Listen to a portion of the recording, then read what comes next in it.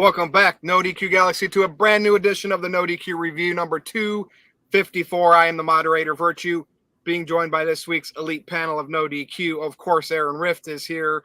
Robbie Weiss is back. Hi. Perfect timing, Robbie. I wouldn't miss and today of course, Walter Cruz, Mr. Reliable in the house. There would have been no way of having Big G on with the Pittsburgh Steelers playing at 8 o'clock. I don't give a crap about them. Gentlemen, what's going on? Robbie, what's up, man? What video game have you been playing lately? I have about 300 hours into Baldur's Gate 3. I just beat it on Tactician mode, so that was awesome and difficult. And that's the game that's occupied like most of my time. I still play some Elden Ring here and there, but that's been most of my free time recently. Nice. Well, what's up? You ready for the show with all these WWE releases? One in particular, I'm quite sure. Yeah, man, it's good. I'm excited. It's a long time coming. I don't know how much gas. I don't know how much gas. This show tonight is going to really test my skills because I got a lot going on with work. I'm pissed off about NFL fantasy football. The only relaxing thing, no, but just in general, bad luck of I get great players when they're on their decline, but whatever. So if I can get through this show as my usual self, that'll be a testament to myself. Walter, what's up? Nothing much. I'm doing well. I'm ready for when we talk about a certain wrestler to sit back and just watch you two go at it. So that's the part I'm looking forward to. But thanks for having me. Let's jump in. You might be surprised. All right, Aaron Rift, over to you. Mr. Tito already put in a super chat. What's up? Yeah, so few things happened this week in wrestling. Just a couple of things. Not too noteworthy, right? Mr. Tito sent in a $2 super chat, random comment here, but I have no idea who Travis is. But he became the ultimate Swiftie, I would say. He has the inside end.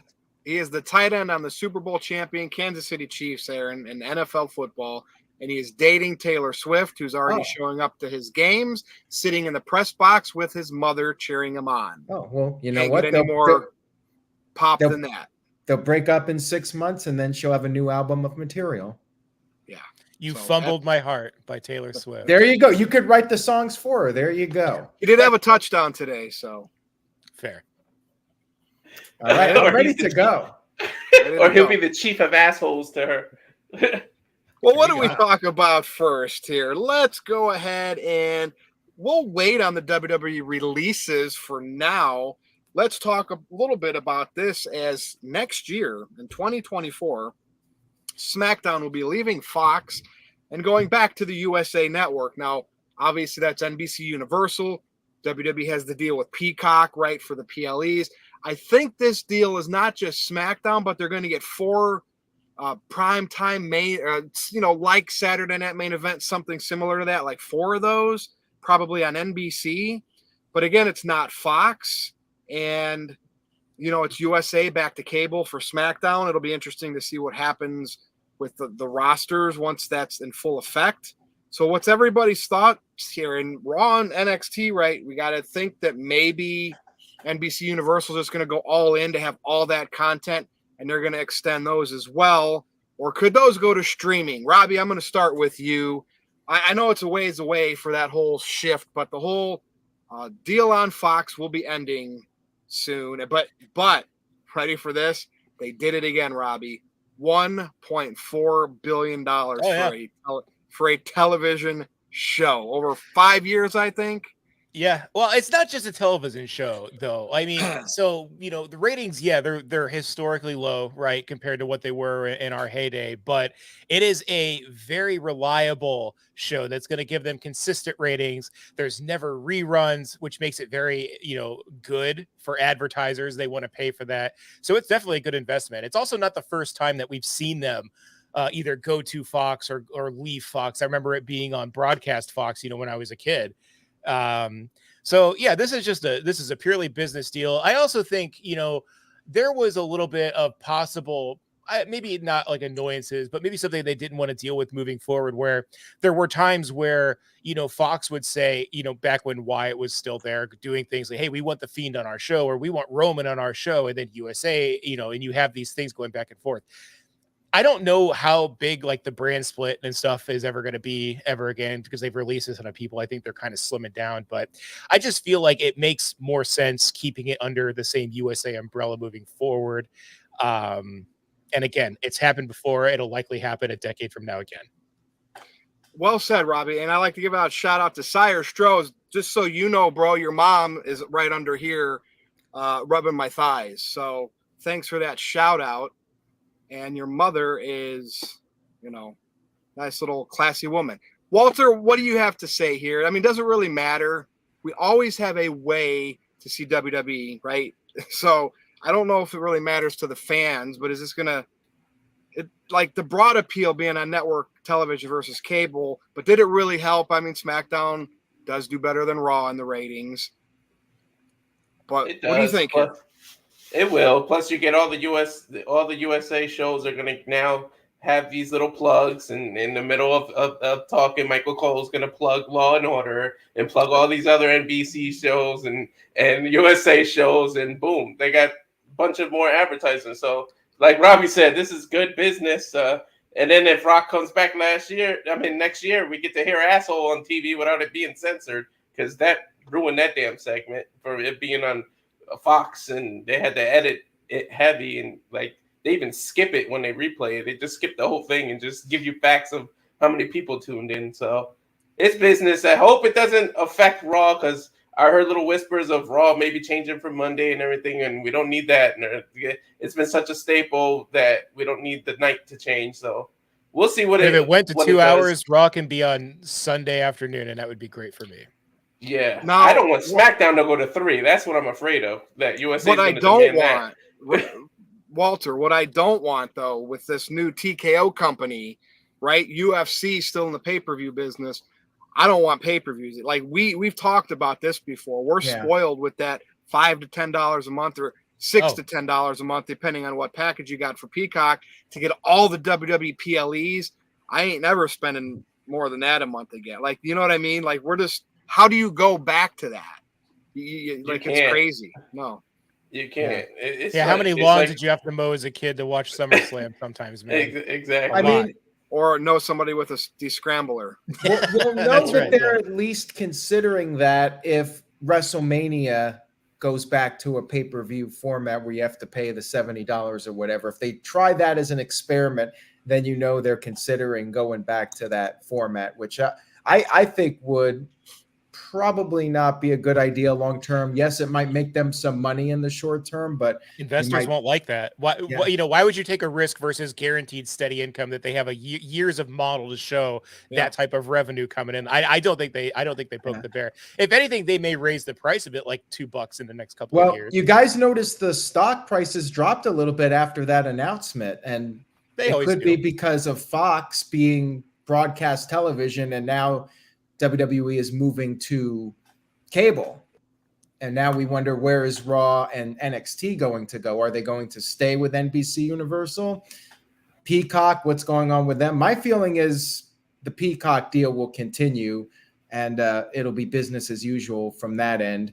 I would be surprised if they go the UFC route. Walter? In 2023, like, how many people really have cable? I haven't had cable in freaking years.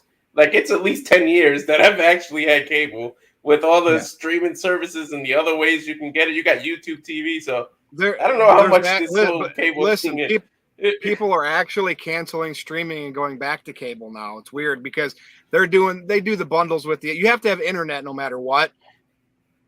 So there's still, now granted, it's probably an older age demographic, but they're still around. I mean, they're still in business. Now, I don't know how much of that business for a cable company is them selling their internet and trying to do cellular, right? Just to hold on to the cable business is like their third income, but some people still have it. I know quite a bit. I don't know how you guys all feel about this, but when people started getting rid of traditional cable and relying on streaming services, like, it was a lot cheaper. You could go on Sling TV or YouTube TV, and you were saving quite a bit of money. Now, not so much. YouTube TV is like $73, $74 a month now. It keeps going up and up. And I'm feeling like it's not worth it anymore to not have traditional cable because the prices are almost the same at this point. And there's all these different streaming services. And if you want everything, you might have to subscribe to 2 or 3 different streaming services, and you're going to be basically paying the same amount of money. You could just go ahead, get traditional cable and have everything you want and not have to worry about all the hassle of, I'd go back if I could, but I can't. And, they got YouTube TV and Sling TV's orange and purple and blue. And blue. When it was cheaper on YouTube TV, I allowed my freeloading sister and sister-in-law to get on the plan. Well, then they limited the amount of screens you can have active at one time. And it was only like $5 extra to go unlimited. Now it's $30 to go unlimited. Yeah. So now I'm literally paying like $140 for YouTube TV because I would be the bad guy in my family if I kick them off. So, because it's been like 6 years, right? So yeah, get cable, drop streaming. From Robbie Vice. I got both. Like I have streaming, not all streaming. I like rotate my streamings to what I really want to watch. I'll cancel one for 6 months and subscribe to other ones. And yet I've kept cable along the way, but I'm one of those that calls that cable company every year and wants promo prices with the internet, with cellular, all of that. So like I'm one of their pains in the asses, but they give into you to keep you. They have no choice. Yeah, my mom does the same thing. She's always saying, hey, you give me a better promo deal, maybe I'll stay with you. And it seems to work every year for her. She still has traditional cable. It does work because my mom does the same thing too. Right, Robbie, with my gaming and everything, I'm always in the past. So that's right. Yeah. And I think for most fans, it's not going to make any difference going back to USA Network. I will say this on YouTube TV, the reason I have YouTube TV is because Sling doesn't carry Fox, and I need to be able to watch SmackDown. So I have YouTube TV so I can get SmackDown on Fox. Come October, whenever it is, October, November next year, when they make the switch, I'm going back to Sling. Sling's like $20 a month cheaper than YouTube TV. And, that's going to be bad for YouTube TV. But I think the potential big negative is WWE might have less of a reach not being on network TV, although they are getting those specials. They are getting 4 specials a year on NBC. Walter? Do you guys think that USA is going to request SmackDown to go to 3 hours? Because I hope the hell not. Oh, no. I don't know if they have a time slot to do it, but I'm just wondering, will one of these shows switch? Will Friday Night SmackDown go back to a different night? Will Raw potentially move? Like, I think if WWE got a really great deal for Raw and NXT, but it had to be on a different night, I think they would do it. It might throw some people off. They might lose some viewers, but I think they Raw on Wednesday. They might. I mean, nothing lasts forever, right? Like there could be a day where Raw is no longer on Monday nights. Would not shock me. Wednesday would be funny though. Well, so Aaron, you've already kind of spoke on it. Over to you now. I know there's super chats that came in anyway, but Walter, did you get all your piece in there? Yeah. All right, Aaron. Psycho Jet Black says that Virtue has great audio and video. Is that a new camera? No, but I got a new it's a different USB that it goes into. Different computer. Maybe that makes a difference. Yeah, it could be. Psycho Jet Black sent in a $2 super chat. He says, imagine a 2-hour Wednesday Raw going against Dynamite. Like, I would not rule anything out at this point. For the right amount of money, I think WWE would go up against AEW. Like, they're going to take the best offer they can get. If Amazon or any other station or network or streaming service is willing to pay them the big bucks, they'll do whatever needs to be done. So I think anything's possible at this point. And yeah, we could see Raw and NXT stay with NBC Universal. Anything is possible at this point. Walter? If they do that, you know how many of us are going to like tune in on USA on Monday and then be like, oh, what the hell? And then be like, oh yeah, they moved the days. Like it's going to take such an adjustment. You know what? I'm totally serious on this. If WWE did move Raw off a Monday night, AEW or Impact should instantly take that Monday night spot because fans are conditioned to watching wrestling on Monday nights. That would be a smart idea. Like if Dynamite went to Mondays, people could say they're ducking WWE, but that would be smart because people have been watching wrestling on Monday nights for over 30 years. I don't think it would happen. WWE would find a way to keep wrestling on Monday nights. They have to know that. Or without Vince McMahon. I think the odds are against it happening, but money talks, man. Just depends on what the offer is. So we are caught up, so we can move on unless anybody else has an additional comment. Walter will raise his hand at some point, but let's get into the meat and potatoes of this NoDQ review. This is going to maybe be a debate. I don't know. WWE had several releases, and we knew this always happens, and we knew it was coming when WWE and UFC Endeavor, became TKO. And you still have your Endeavor execs. Of course, you got, Dana White on the UFC side. You have Vince McMahon still on the WWE side, but we're going to talk a little bit more about him later. But here we are. The notables, I'm not going to name all these releases. Obviously, Dolph Ziggler, because he was there a very long time. He's one of the ones that a lot of people were like, wow, life without Dolph Ziggler. They haven't really used him for a while anyway. And when they did, it wasn't what he was deserving of. Another big one in terms of, if you go back to what he was doing with Randy Orton, was Matt Riddle. They were over as a tag team, but guess what? Randy got hurt. Matt Riddle fizzled. Had a lot of personal problems, and we all know how that works. Look what happened with Enzo back in the day. And he is gone, which I know Robbie is just waiting to bite and chomp on this. But I'm going to go to Walter first. Obviously, there were several other releases. Aaron's covered this. We all know who they are. Anybody in particular you're kind of shocked of? This is where, Walter, we start talking about what are they, do they have any, are they going to the Indies? Are they going to do the Matt Cardona? Who's Tony Khan going to nab up? Obviously you got Impact, NWA, that's almost like staying in the Indies at this point. So Walter, I'm going to send it to you first. I'm not going to really speak on it yet, but the Dolph Ziggler thing, I thought he might've been a lifer there and they let him go. They couldn't even find a way to make him a better enhancement talent. They just get rid of him. And maybe he was making too much money, but what do you think on the WWE releases? And are there more to come? What do you think? There might be more to come. It sucks that people lose their job, but Ali, in terms of talent, doesn't shock me, but he was getting a title shot coming up at No Mercy against Dominic Mysterio. So that's the only reason that Ali shocked me, because he asked for his release, in the 2020 releases when they did this, and they kind of forced him to stay. So I don't know how you outright fire Shelton Benjamin without offering him a producer role or some kind of backstage role or train the NXT people. You don't just let someone who's got 20 plus years in the business with a mind like that go. So maybe an effect will happen where it lights fire under these people and we see them go. And then Dolph has comedy to focus on. I think he was burnt out and he wanted a break anyway. So he's kind of happy that this Walter, happened. He'll be like Cardona. He'll bank the Indies big time. Of course, you know what I mean? He'll probably become the number one indie draw if he chooses to do that. Oh, of course, and he can demand the money because people know who he is and they know how big of a bumper he is. But a lot of people are fighting me on this, but I don't think Tony should be signing a bunch of these people. Focus on who you got, making a better product, and compete against WWE. You don't want to make the same mistake WCW did. They just kept taking WWE guys and throwing them on their TV for ratings, and then the shit fizzled out after a while. Focus on who you got. You got what Tony Khan's already doing.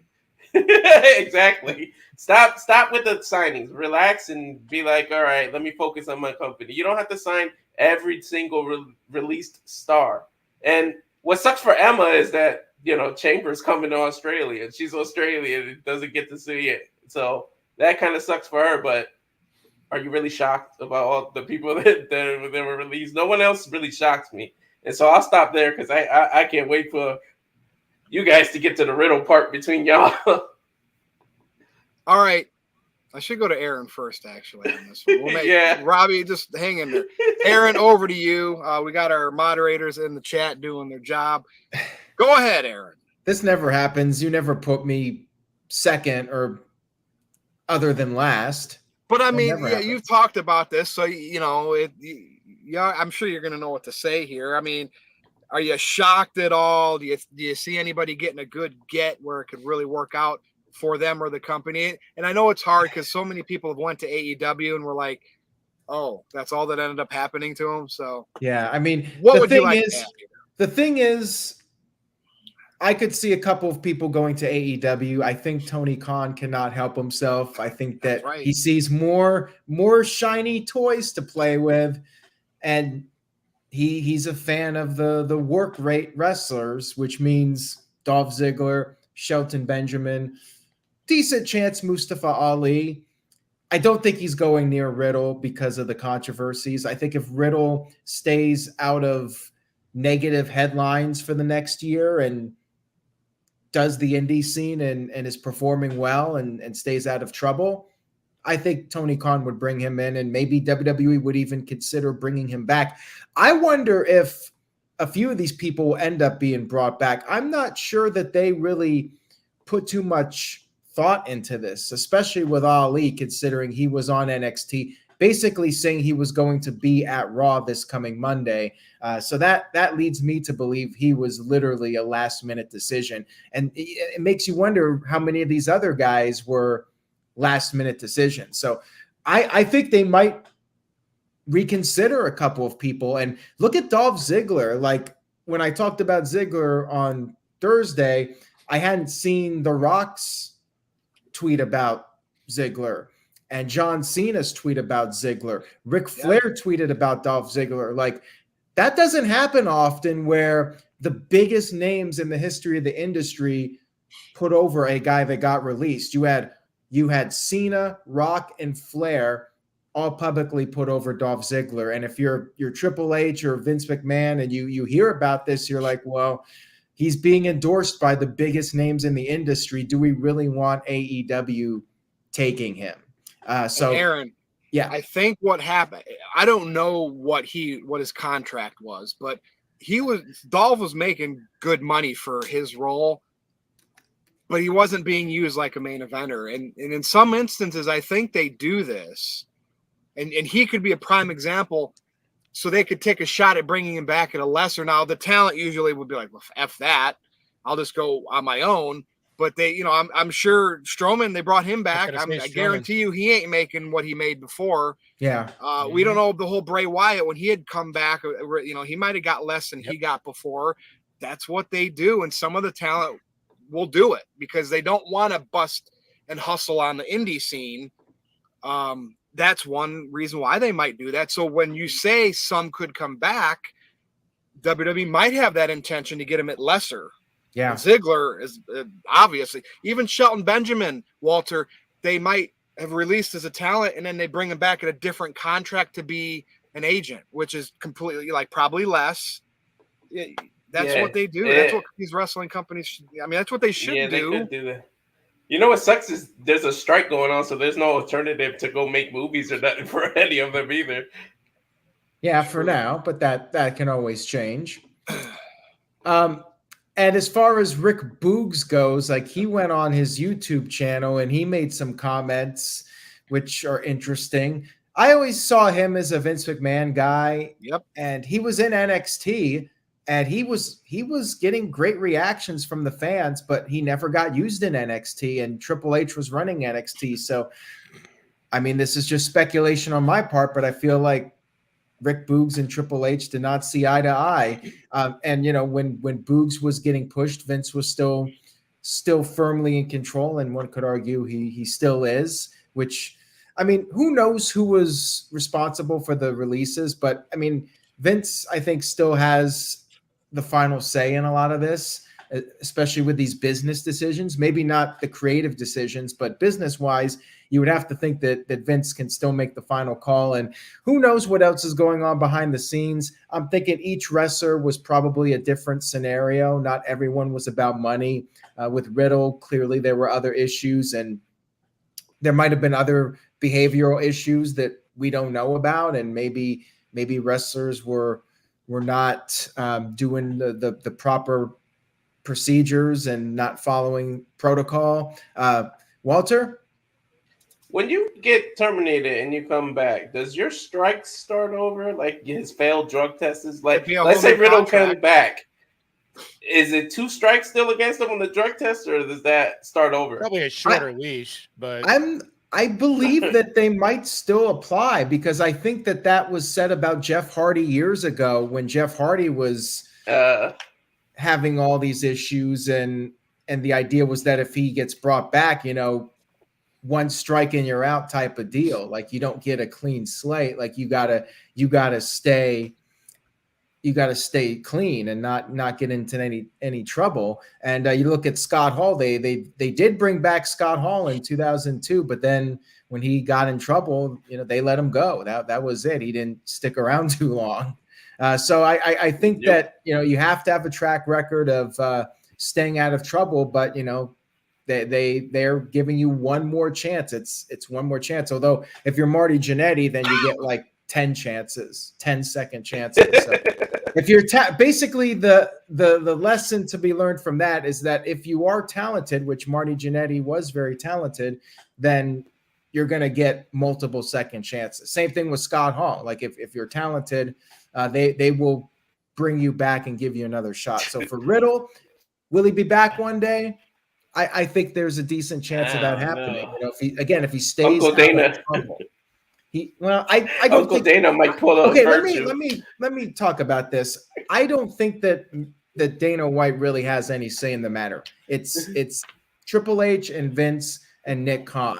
They're making the decisions here. Okay. Dana White's doing his own thing. I don't think they have any influence over who's hired and fired from WWE. But definitely not.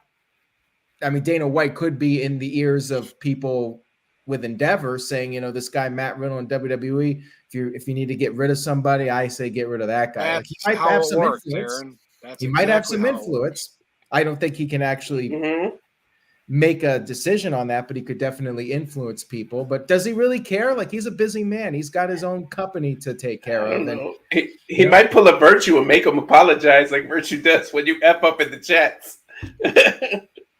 Yeah, I don't know. But anyways, we do have a couple of super chats here. Psycho Jet Black says, thoughts on Vince McMahon potentially leaving again? This is our main event topic, right, Virtue? Yeah. And remember I said until he dies, since the TKO went publicly traded, the new call letters or whatever it is, I'm starting to get that feeling that, and hearing these rumors about, Vince's stocks could be up for sale.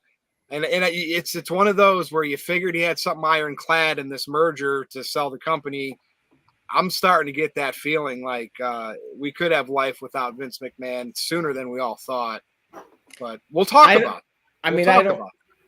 I still think he's going to be fighting it for as long as humanly possible. And it could get very interesting behind the scenes, depending on what happens. If any more information comes out about Vince having inappropriate relations with somebody, that could definitely complicate things. And Psycho Jet Black sent in $2. Thank you for the super chats. Says, if Bray Wyatt RIP can get fired and come back, anyone can. Well, Bray Wyatt was a money maker. That wasn't really a great example. Yeah, Bray Wyatt was well liked in the company. I think the problem was he was making an obscene amount of money, and then he was constantly unavailable, unfortunately, due to health concerns and injury. I think Nia Jax would be a more appropriate. That is a better example. Yeah, she got released. Or Hogan. Came back. I mean, my God. Yeah, I mean, there's definitely better examples of people that were brought back, and you're wondering why did they bring them back again? Could say that about Top Dollar. Could say that about Emma. Like, why did they bring them back when they had no real plans for them? Although, to be fair, they tried with Hit Row, and Hit Row just wasn't connecting with the audience. Like, they did give them a little bit of a chance. They just weren't getting over with the fans. They're coming out there doing the raps, and people did not care. You all caught up, Aaron? Yeah, we're all caught up. Okay, Robbie Vice. Go ahead. The floor is yours. Well, we'll start with, obviously, I think Shelton Benjamin and Dolph were the biggest surprises for me. I know they haven't been featured or used very often, but like I'm shocked that they're not kept around strictly for their backstage locker room presence, training people. I mean, Shelton Benjamin's a collegiate legend, and had an amazing WWE run earlier in his career, and he's always been, in tip-top shape. He always performs well. I think that's someone that's valuable as a locker room veteran. Dolph Ziggler, I'm sure there's a story behind it. He either maybe won it out. I know he was making a lot of money as well. He's not being used as much. I want to wait to find out what happened with him, but those are the ones that shocked me. None of the other people on the list was really surprising to me. And I'm going to say, like, Matt Riddle is not a surprise to me at all. When I heard there were massive cuts coming, my first thought was like, Riddle's gone. Because he has been, and this is something I've been saying this for years, and it's fun and it feels great to be right. You know what I mean? Like, it's vindication. I've seen this from the beginning. He didn't attach to the audience more than little spurts, and especially with his most recent return, like, no one really cared about him. I thought it was interesting that they paired him with the Apex Predator, considering he's a predator of his own variety. I'm surprised he was, put in that role and put with someone like Randy Orton. But yeah, I mean, from everything, I don't know Matt Riddle. I don't know him at all. I have never met Matt Riddle. But from everything I have seen or read, interviews, everything, he is a human piece of shit garbage, right? He has talent. He has a lot of things going for him, but he chooses to let substance abuse and his anger and things like that. Like, there's a quote somewhere where he said something to the effect he smokes weed so he doesn't beat his wife and child. I mean, these are just, he's not a good person. Good people don't say things like that. Good people don't cheat on their spouse. Good people don't do these types of things. He's not a good person. So Bray Wyatt, was he not a good person because he left his wife for JoJo? Yeah, that was a shitty thing to do. That was bad. So to be fair, okay.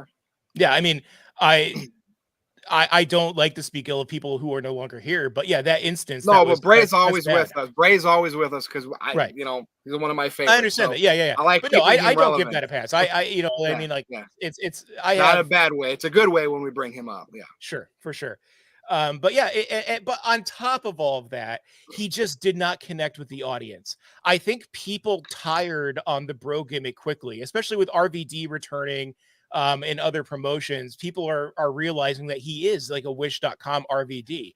He didn't really ever develop his own personality. He didn't have anything that really made him Matt Riddle. Every time I saw him, all I saw was either RVD or Pauly Shore. I just didn't see anything original from him. But that's it.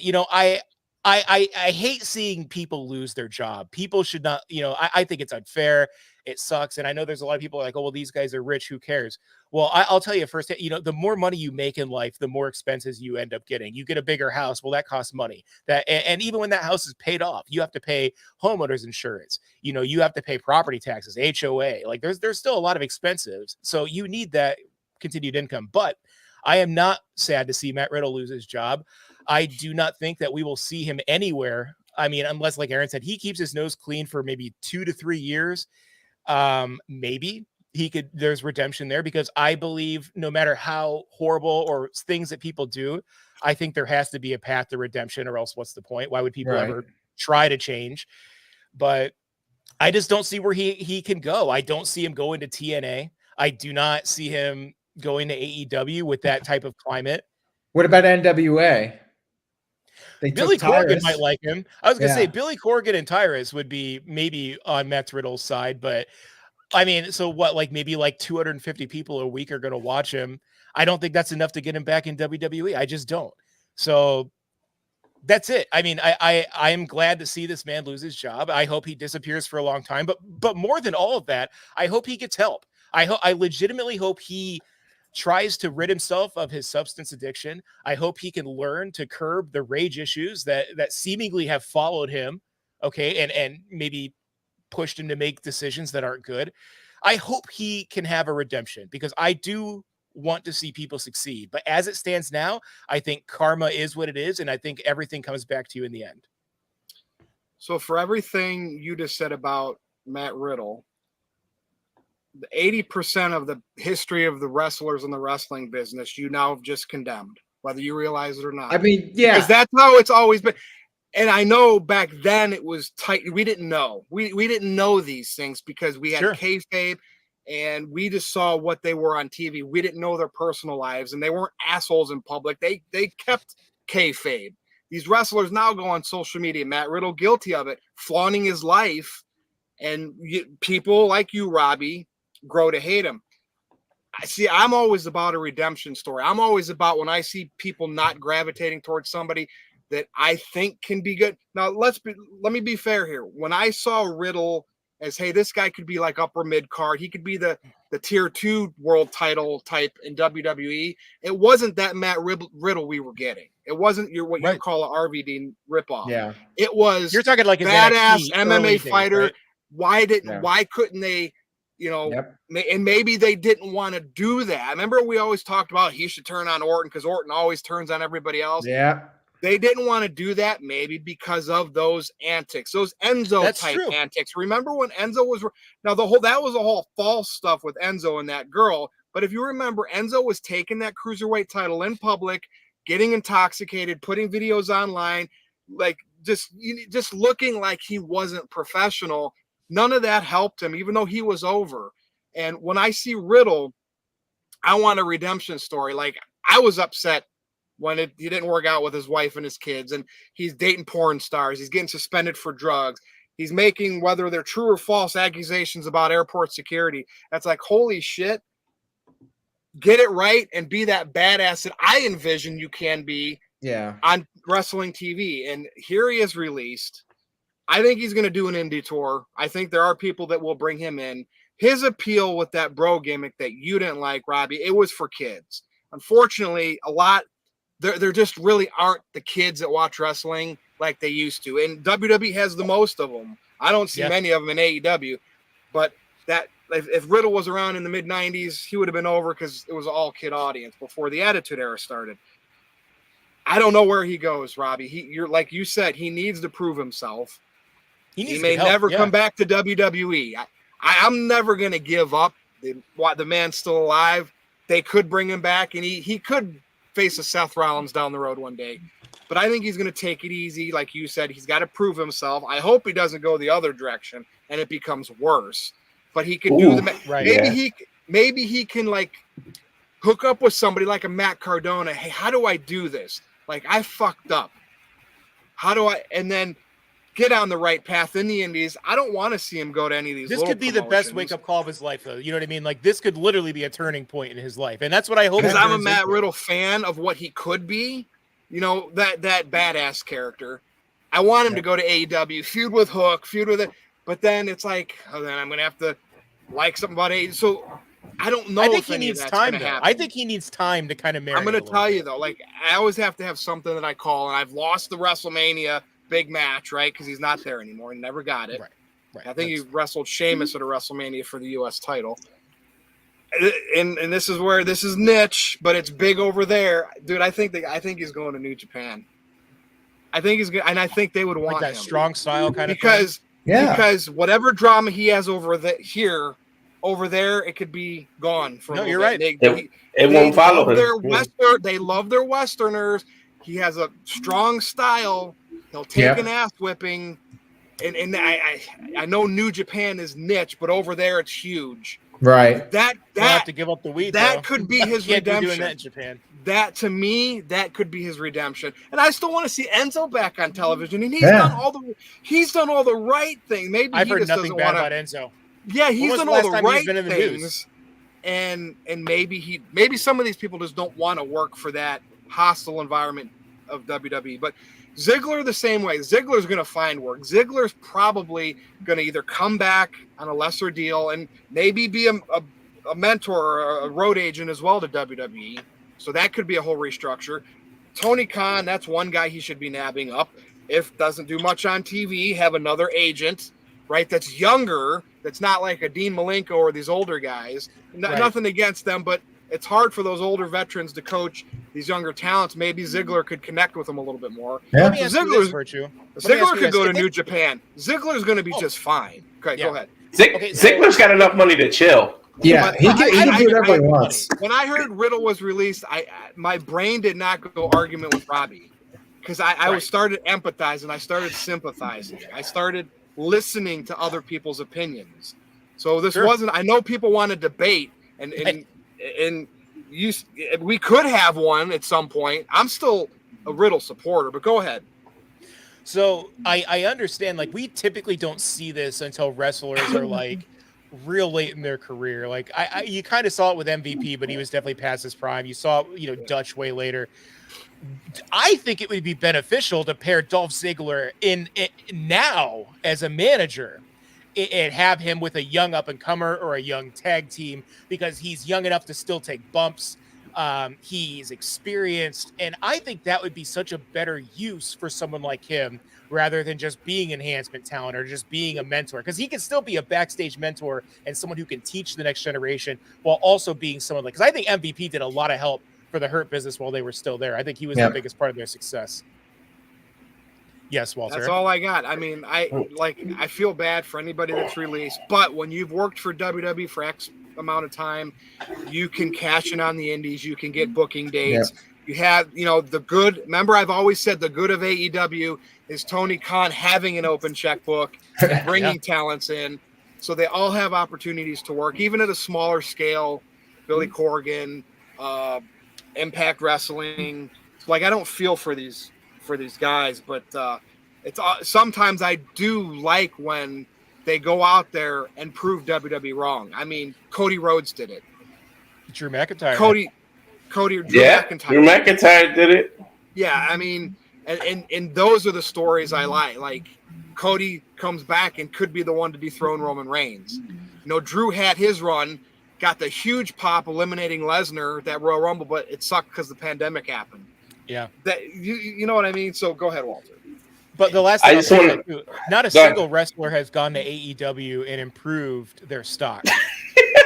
I mean, I'm not even saying that to be funny. I'm saying, like, and if someone in the chat could, like, super chat or send something in, but, like, I literally don't think a single person has left WWE and become a bigger star under Tony Khan. Unless Cody. Cody had that star in New Japan. Yeah, he had that run with Japan, and remember, he was bouncing everywhere, like all the indie promotions. But would have AEW succeeded without Cody? They had Jericho, so I don't know. I don't know if they would have had. I don't know. It's really hard to say, because Cody was a really big part of that. But I think the second he had that no title clause, I think that was it. I think that was kind of. I would say Swerve is probably a bigger star now than he was, but he never really got a chance on the main roster.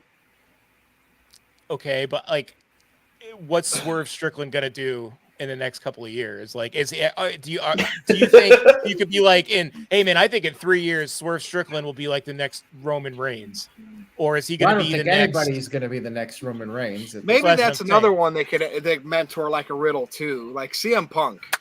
Like, come on into my little circle and we'll. Let's go do some MMA commentary. I want to bounce off of that about the mentor thing. Aaron, can you put my super chat, because this is what they should have do with Shelton? Because look, all right, go ahead. Tell us about Shelton and Gable. Yeah, like, how did you not use Shelton to mentor and get Gable Stevenson to a better level? You got this amateur wrestler with a gold medal. Yeah, that's true. Dude, he's still, like, hey, for everybody that said that Stevenson's gone, he's still with the company wrestling on NXT house shows. So I don't know what's going on. You got to commit 100%. You got to commit 100% to wrestling, pro wrestling, or you're never going to succeed. There's we don't know. We don't know. We don't know from what we've seen. But, like, so far. That's the thing. We don't know. I think the big issue with him is commitment, and I'd be fine with Monster heel with a mouthpiece. But we're talking about releases. Robert. I'm saying, but that's why you use. Robert. That's why you use Robert now. Robert Bush. That's going to be his new gimmick. You don't think Walter going to use Shelton for that? Robert. All right, Walter. Anything else you want to add since you had your hand raised?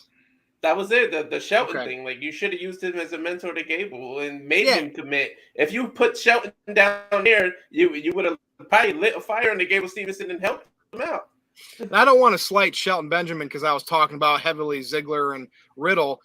Shelton got released before, came back. You know what I mean? And so he's definitely one of those. Hopefully they will bring him back as like an agent or something where he can help other people.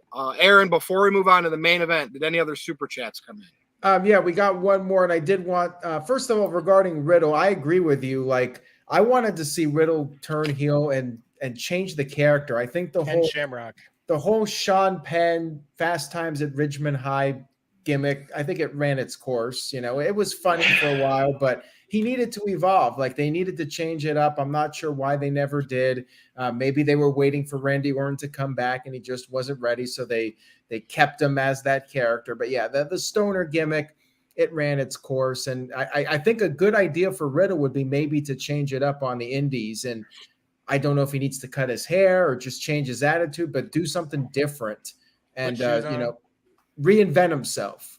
Just like Cody did. Cody left WWE and reinvented himself. And speaking of Cody, JJ Williams brought up possible names that are bigger in AEW than they were in WWE. Moxley, you could argue that. Like, he's been the world champion in AEW. He's been the flagship of the company. He's been their guy that they've been able to rely on. Claudio, definitely no.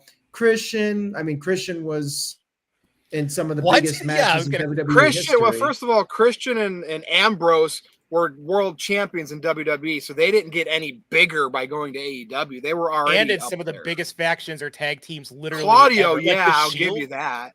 Yeah. Danielson, yeah, Daniel Bryan of the matches. Yes Movement. Okay, you think he's bigger now than like the Yes Movement? You think he's elevated beyond that? Dude, no. He beat Triple H, Orton, and Batista in the same night. WrestleMania on the big stage. The only one I'll give you here is Claudio, and I don't care about, like, I think he's good, but like I think the whole this what is he, like the BBC or something like that over there in AEW, like I just don't like that faction's stupid. Without Regal, that faction sucks. Wow. Damn. Dropping a bomb there. Well, they have that guy who looks like an 11-year-old. What's his name? Like Orange Cougar Cassidy? or something. No, who's the Cougar guy that's in that country club thing with them? Yuka? Wheeler Yuta? Yeah, that guy. He looks like a lifeguard at a junior high or something like that. Dude, Oh, jeez. If Brittle or Ziggler goes to AEW, you got some great Orange Cassidy opponents right there. There you go. Oh, people are mentioning Toni Storm in the chat room. I mean, I guess that's true. She didn't really do much in WWE outside of NXT. She was always gone. Yeah, so I mean, you could argue that she's done better. So the list of people that we've gotten out of everyone who's jumped ship is Claudio and Toni Storm. Sweet. Yeah. And I wouldn't even say Claudio. Because we know Miro didn't. It was definitely not him. He didn't get any bigger. Yeah. Okay, actually, you know what? I'm going to say, actually, there is one, and I think it was Luke Harper. I think he was bigger in AEW as the head of the Dark Order. He was on his way. I don't know if I because he was more of a single, but in that he was being pushed as a singles, as a leader of a faction, as opposed to part of a tag team. I think that's kind of like a step up. Yeah, I mean, if I'm playing devil's advocate, I think Rob, you're saying Malachi Black's not any bigger than he was? I forgot that guy existed. Yeah. The thing is, they pushed him, and then he kind of disappeared, and then they push him. So yeah, there hasn't been any real consistency. But Mike D brought up an interesting comment here. Maybe they cut all these people because they need that cash for Punk and Rock. They need some Punk Rock at 2024. You notice anytime too they do big layoffs, like you got like a big legend that comes back for like real shortly after that. It's such a coincidence. But I mean, obviously too, they got a new stock calling because of the merger. So the TKO, they're trying to make all the assets look bigger as well. And when you do cutbacks, that always helps that bottom line, that number. And they might want to get that stock to a certain level before they start hiring again. But I mean, if you make the cut, if you make the cut to get cut, there's obviously reasons behind that. They're not making any money off you, or you might have some public problems and drama, and they want to separate themselves from that. It's corporate strategy too. I mean, I know as horrible as it sounds, but being in that corporate world, people, they do cuts like this sometimes to keep people on their toes. You know what I mean? Like that is a legitimate thing that happens in the corporate world. And I wasn't surprised by Riddle. Remember in the chat after they started doing these, Walter, you saw it. I was like, Riddle. And then it was a few days later, and then there he was. So I wasn't like pretending like it was not going to happen or it couldn't happen. You know what's weird, Virtue? I'm more surprised by who's not on the list, like the rest of Hit Row. And like certain people, like how the hell are they still don't employed? Get paid as much. Like, think about it. Maybe they don't get paid as much, and WWE's like, oh, we could probably keep them. We need bodies. We need people to job and house shows kind of contract. Job. Yeah, so maybe Riddle, Ziggler, some of these others were getting paid way too much for, or they had the drama around them, and that sucks. But wrestling, Ziggler like I said, Tony Khan's around. Wrestlers will be okay. There's a lot of promotions. There's still a lot of indies that will pay wrestlers. And Matt Cardona is a perfect example. He seems like he's been doing just fine taking indie dates.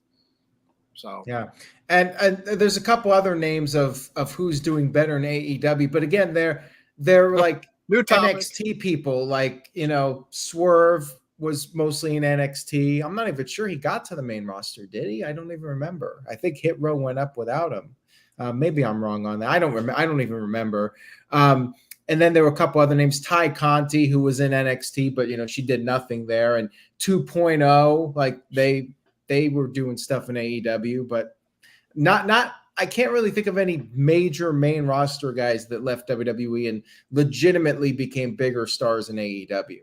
Like I would say that there are some guys that have been utilized better. Maybe you can argue John Moxley, but not a lot of guys.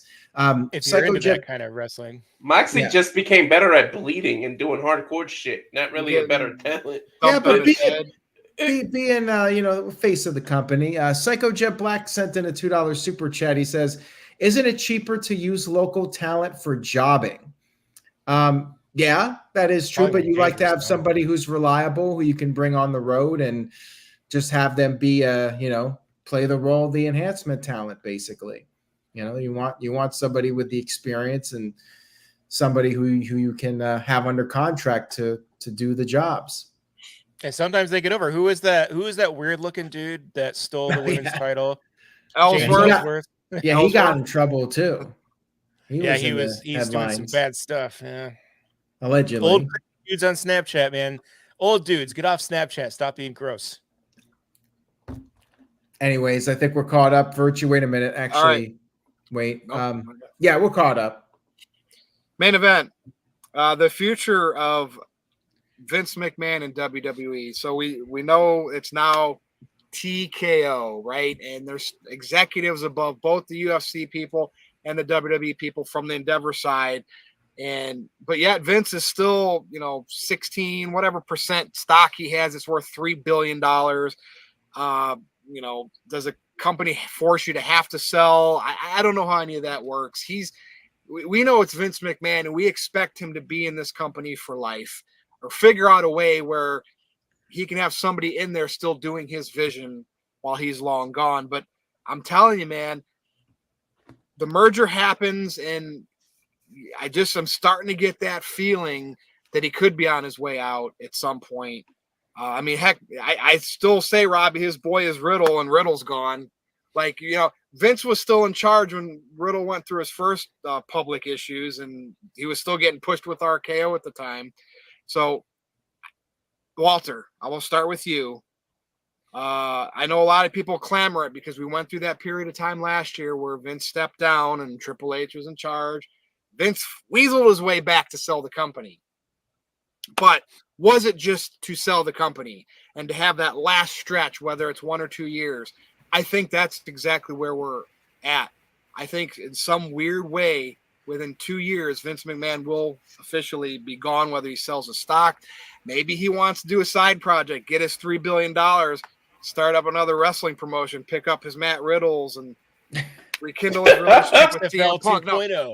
No, he'd go off into the sunset. But I don't know, man. He might not be able to give up wrestling, but he is no longer the guy at the very, very top. Yes, he's board of directors chairman, but it's a big company, right? A huge conglomerate now, and there's people above him.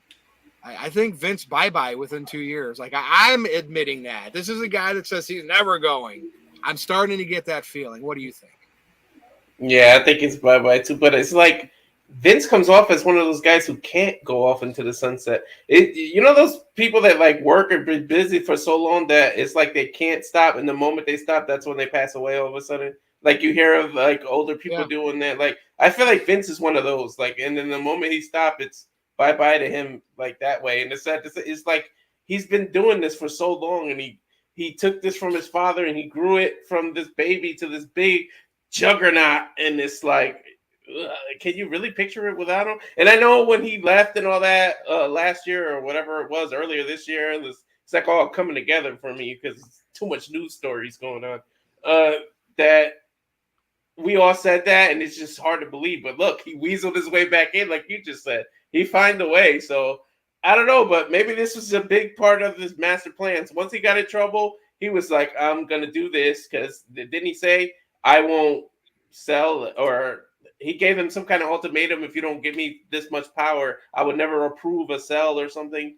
And now he's doing this, and now he make money, and then bye-bye. So it's all part of the master plan where in the end, he wins. It's like when he took on the U.S. government, when he took on this for the steroid scandal, Vince finds a way to win. So in the end, he'll win even by selling or by not selling and staying.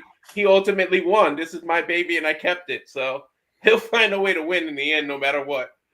That's just who Vince is. Are you like on the belief that he's gonna be there? He's not leaving. They won't find a way to force him out until he, can't do it physically. Until he's ready. His health is until poor he enough. just doesn't want to do it. Yeah, because for the longest time we all say that about Vince. He's never gonna give it up until God says he can't, or the maker, whoever the maker is, right? Sorry, Ryan. But. I don't know, man. I'm starting to feel like it could happen. What do you think, Robbie? You and Vince McMahon. I know that he's one of your top Mount Rushmore businessmen there. No, I mean human beings, great human beings. Yeah, terrible human being, great businessman. So I think Vince is a spiteful individual that did. So I think he felt like he was being put. Again, this is all speculative. I'm not paid for any of these opinions. I'm just some idiot in a very dark room that I'm now realizing. But that promo when Vince brought the NWO to WWE back in the day, where he's talking about no one's gonna do it, I'm gonna kill it, I'm gonna inject the poison, and he slowly turns around, and on the back of that chair, there's a picture of Tony or Nick Khan's face and the TKO logo. I literally think that he did all of this for a last show of power within the family, so it would be his terms and his terms only. And I think that Vince McMahon kind of sucks for doing that. But I think this was just a very petty way for him to get whatever he wanted in the end. One more time where Vince could feel like the big shot and do whatever he wants. But I'm fairly certain that he forced the sale of this from his children and family. So, which is the most Vince McMahon thing I think that could happen. Do you think then, like my gut feeling with it, within 2 years, he'll be removed? And they took me a lot to like start realizing that this could happen, but like I'm on that bandwagon. I'm honestly not even convinced that's Vince McMahon anymore. I'm pretty sure that him and Walt Disney have become some type of super being in media and is slowly going to be taking over everything. He is a terrifying looking man these days. He's AI now. He's AI with the mustache. Got that John Waters mustache, and it's just not okay. Not a good look. Aaron, it's hard to say. Like I'm not sure I can make a prediction at this time, but I will say this. I think that if they try to force him out, he will go kicking and screaming. He will fight it. There will be legal battles, and it will be entertaining to see how it all plays out. And the legal battles might continue until the day he dies. But as we've all talked about, like I just don't see him voluntarily walking away. So either they're going to try to get rid of him, whether there's cause or not, and maybe there will be, maybe there'll be another accusation. If there's enough bad publicity, then I definitely could see some actions being taken and an attempt made to get rid of him. But he's going to fight it, man. He's going to try to be around until the day he dies. And I think he will want to keep working. Like Walter said, like WWE is all he knows. And I just don't see him retiring. He's going to be working at some capacity until he no longer can. So it's just a matter of how this all plays out. Could be a very interesting couple of years, and I definitely think anything is possible. I mean, I don't think we all predicted him retiring and then coming back. Like, all this has been a wild roller coaster over the past few years, and I think it could definitely continue, and we might have some more ups and downs over the next few years. Now, This Guy Experience sent in a $2 super chat, says Vince's face when he realizes he has a boss. Yeah, but he's still Vince, and I think they respect the guy as a businessman enough that they'll let him do his thing for now, but things could easily change 6 months down the line. You never know what new accusation might come out, or Vince's health. I mean, Vince might not die, but his health could take a turn for the worse, and he might not be mentally capable of being able to run the company in any capacity. Like, who knows? I mean, that surgery was no joke that he had recently, especially for his age. Yeah, and people were saying he was walking with a cane. Like, the guy's almost 80. So how much longer can he do it at the level he's been doing it for decades? Like, that remains to be seen. And he says he's going to live to 120. Like, I would be surprised if he makes it that far. But, if anybody could, I suppose it's Vince, right? We got a couple of super chats here.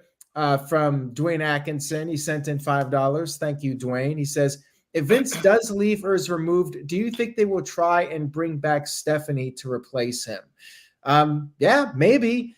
There's definitely something going on there, like with Stephanie and Vince, and it's one of those scenarios where I wish I was a fly on the wall and could hear the conversations and know what's going on. Like with her, it's very interesting. The dynamic between Stephanie, Vince, and Triple H, like, man, that would be some interesting things to see, like what happened behind the scenes with the family and everything. Like they could make a TV series out of all the drama. They very well backstage. might. In 20 years, you'll get a 30 for 30 about it.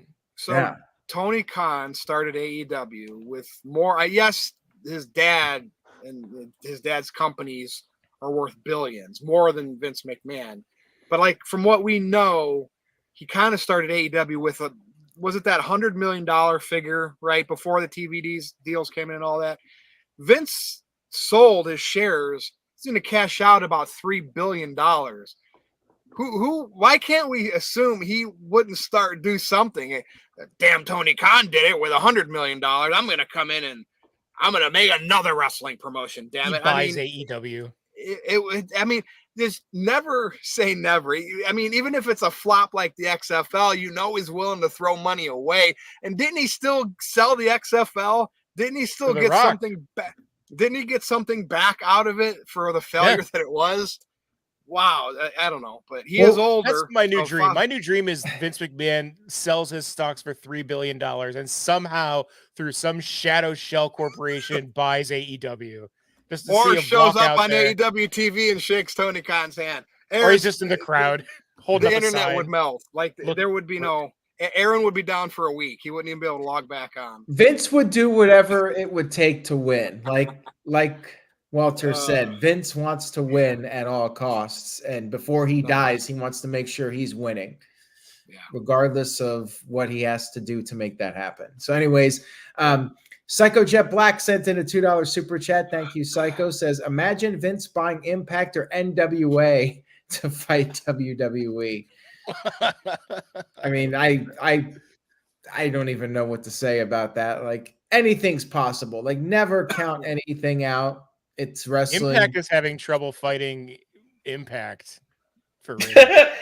Vince could probably get Impact for pennies on the dollar. Man, he wouldn't even have to spend that much, to be honest. Really, not that much. I mean, same thing for the NWA, quite frankly. He's like, I have a Burger King franchise I'll give you for the company. They're like, you got it.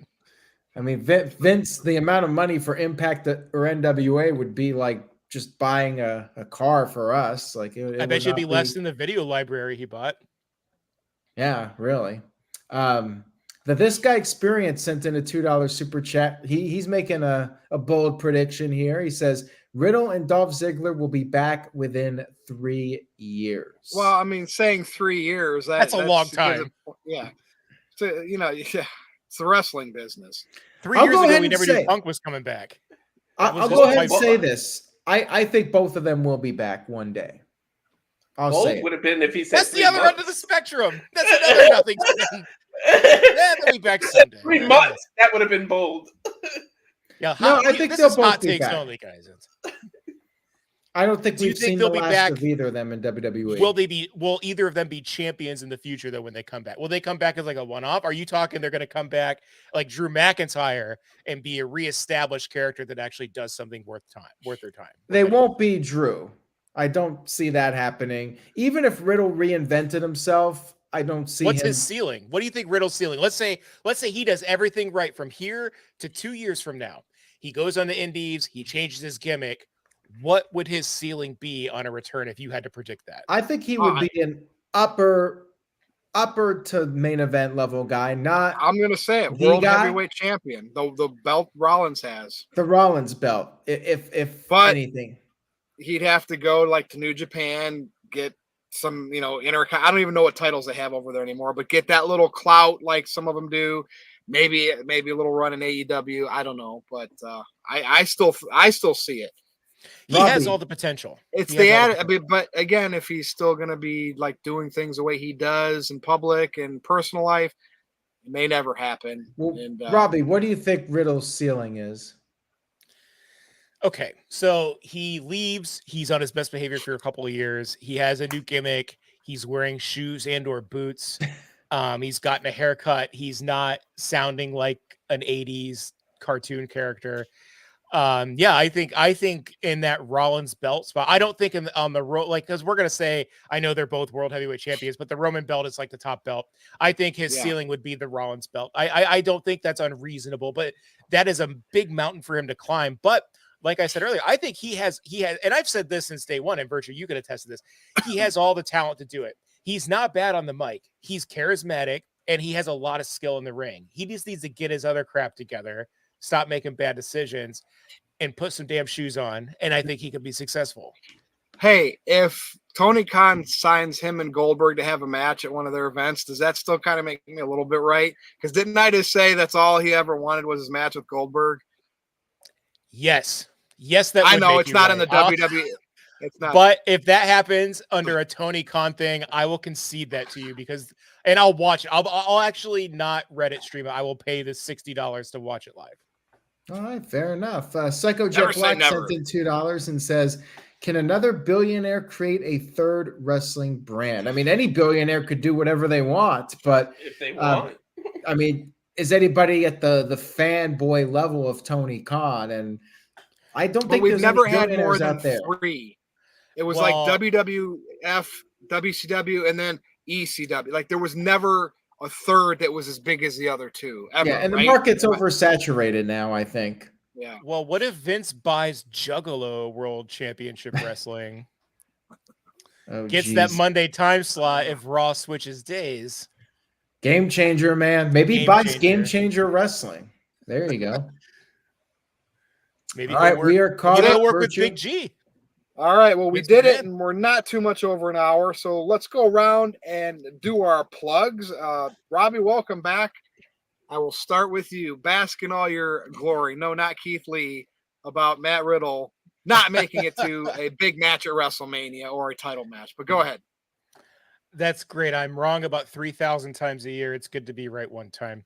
Follow me. I'm over there on Threads talking about politics and stuff that probably no one here cares about at the Robbie Vice. I still post articles that none of you jerks read or comment on anymore. Apparently no one cares about what I'm writing, which is fine.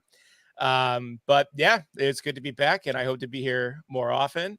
And I think the biggest change, like since I've been back on these, is I really like how polite Walter is when he raises his hand to talk. I just talk over people because I'm a jerk, but Walter is so polite, and I really appreciate that.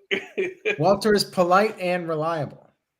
Robbie, DNR, what it is baby. with the columns, is you got to have that right headline where Aaron promotes it, like there are no casual fans left in wrestling, or whoever wrote that. You get back to that, you're gonna get tons of people in the comments. So stop with my like thought-provoking, like actual ideas, and just go back to just slinging Like you had a run. 2019 Robbie Vice. Like, is that what we need to do again? It worked for a while there, but then all these new people came in with these like Mansfield, writing about Hogan did nothing for the wrestling bit. Like, you know what I mean? Anyway, that's fair. I still read them. Don't worry, I still read them. Everyone needs to go back. If you're watching this, like, I'm going to see how many people watch this video. It's probably going to be like 2,500 people. There better be 2,500 comments on every one of my damn articles, or I'll find all of you somehow. I won't do anything because I'm a coward, but here's the deal.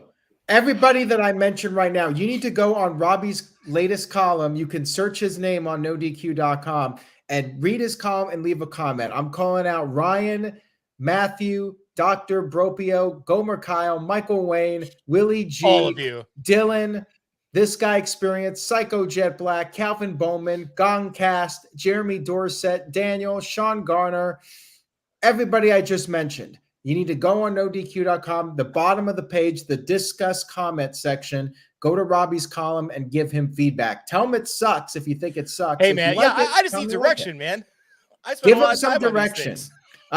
It's Psycho Jet Black sent in a $2 super chat. Says, imagine Vince McMahon buying Aaron's cat channel. Well, I would take the money gladly if Vince wants to buy the channel. If he wants to buy NoDQ.com and make it NoDQ VinceMcMahon.com, then I would be totally Aaron, fine he with may that. want those cat videos for the network library. Yeah, the cat fight steel cage match. You could add that to the library content. Absolutely. All right. I guess we've now moved on to Walter. Yep. All right. Well, thanks for having me on. Thanks for that compliment, Robbie. So for me, you can catch on YouTube, Rage of Wrestling, the Cal Fire Farms Instagram, and on X at Walter Alex Cruz, and again on multiple platforms that have to do with the No DQ universe or galaxy, I should say. Well, that's why you're so polite. It's a maple leaf. He's Canadian. That makes so much more sense. Yep. I get it. Yep, I get it now. I can't believe, Walter, all that time you had the wrong graphic up. I know. Wow. Promoting somebody else high on your own supply. Yeah. For you.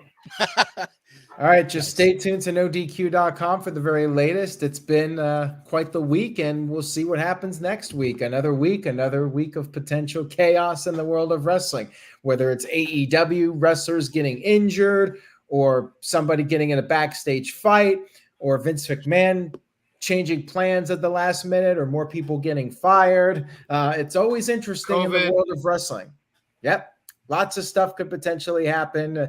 We do have some pay-per-views coming up, so we'll be doing predictions Thursday night at 8 p.m. Eastern for Wrestle Dream. I know Virtue's looking forward to that one. And WWE NXT No Mercy, that's coming up. So stay tuned for all that. And that's all I got, Virtue. Let's wrap it up. Make it short and sweet. Go to x.com. Follow me at NoDQ_Virtue. Go to NoDQ.com. What is it? Aaron /merch. I almost got that one wrong. To go get the t-shirt. And we need to update your graphic. Get rid of the bird. Oh, yeah. Well, I didn't make that graphic, so we'll work on it. For Robbie Vice, for Walter Cruz, Aaron Rift, and the whole NoDQ crew and galaxy, I am Virtue. Good night, everybody. We'll see you again next time.